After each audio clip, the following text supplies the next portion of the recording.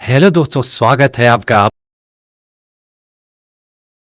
तो आज इस वीडियो में हम पीएफ, जिसे लोग ईपीएफ या एम्प्लॉय प्रोविडेंट फंड के नाम से भी जानते हैं, इसके बारे में कुछ महत्वपूर्ण सवालों के जवाब देने जा रहा हूं। इन सवालों को लेकर अक्सर लोग कंफ्यूज रहते हैं। तो चलिए दोस्तों, आज इस वीडियो में हम 6 प्रमुख सवालों के जवाब आपके साथ शेयर करने जा रहा हूं। पहला, पीएफ क्या है? दूसरा, पीएफ कितना करता है? तीसरा, पीएफ के फायदे क्या क्या है? चौथा, पीएफ कब निकाल सकते हैं? पांचवा, पीएफ का पैसा कितने दिन में आता है? छठवां, पीएफ से पैसा निकालने पर टैक्स कितना लगता है? तो चलिए पहले जानते हैं पीएफ क्या है। यह सरकार द्वारा चलाई जाने वाली एक योजना है जिसकी देखरेख ईपीएफओ यानी एम्प्लॉय प्रोविडेंट फंड ऑर्गेनाइजेशन करता है। इस योजना के अंतर्गत ऐसे कर्मचारी, संस्था, कंपनी आती है जहां पर 20 या 20 से अधिक कर्मचारी कार्य करते हैं। पीएफ का फुल फॉर्म प्रोविडेंट फंड यानी भविष्य निधि होता है। अब जानते हैं पीएफ कितना कटता है।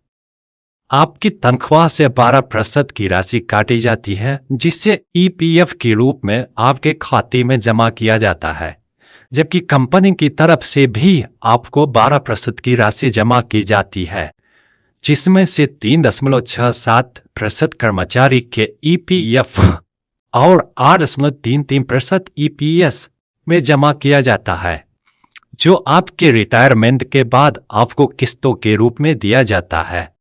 कुल मिलाकर आपकी तनख्वाह से काटी गई राशि 2 गुना हो जाती है, क्योंकि 12% आपकी तनख्वाह से जमा किया जाता है, जो कुल मिलाकर 24% हो जाता है। अब जानते हैं पीएफ के फायदे के बारे में। यदि कर्मचारी ने 10 वर्ष के कार्यकाल से पहले नौकरी छोड़ दी तो वह पीएफ के साथ पेंशन अमाउंट भी निकाल सकता है, और यदि कर्मचारी ने 10 वर्ष पीएफ में अंशदान कर दिया तो वह रिटायरमेंट के बाद मासिक पेंशन पाने योग्य बन जाता है, अर्थात उसे 58 साल की उम्र के बाद ईपीएफओ की तरफ से मासिक पेंशन के रूप में प्रत्येक माह वेतन मिलता है। पीएफ मेंबर को ईपीएफ खाते के साथ बिल्कुल फ्री में ईडीएलआई डिपॉजिट लिंक इंश्योरेंस का जीवन बीमा भी मिलता है, जिसके तहत कार्यकाल के दौरान कर्मचारी की मृत्यु हो जाने पर उसके नॉमिनी को अधिकतम 6 लाख रुपए तक का बीमा की रकम मिलता है।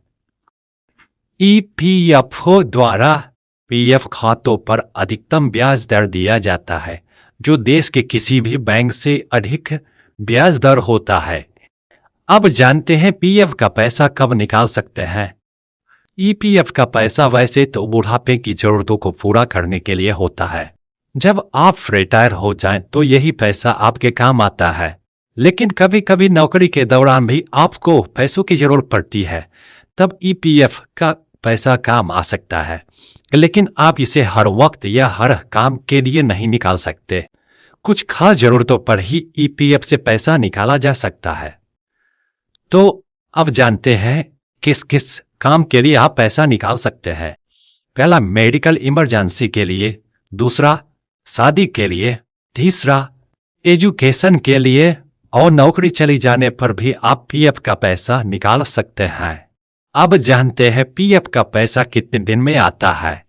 पीएफ क्लेम का पैसा कितने दिन में मिल जाएगा, यह संबंधित रीजनल पीएफ ऑफिस पर निर्भर करता है कि वहां काम का बोझ कितना है और आपकी पीएफ क्लेम कितनी जल्दी निपटाई जाती है।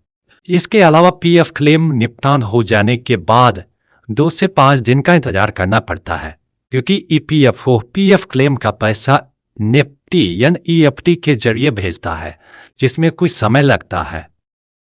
अब जानते हैं पीएफ से पैसे निकालने पर टैक्स कब लगता है। अगर आप लगातार सर्विस के दौरान 5 साल से पहले पीएफ का पैसा निकालते हैं तो यह टैक्सेबल होगा। यहां लगातार सर्विस से मतलब ये नहीं है कि एक ही कंपनी में 5 साल तक सर्विस होना। आप सर्विस बदल सकते हैं और कोई भी कंपनी ज्वाइन कर सकते हैं। आप अपने पीएफ अमाउंट को एक नए एम्प्लॉयर को ट्रांसफर कर सकते हैं।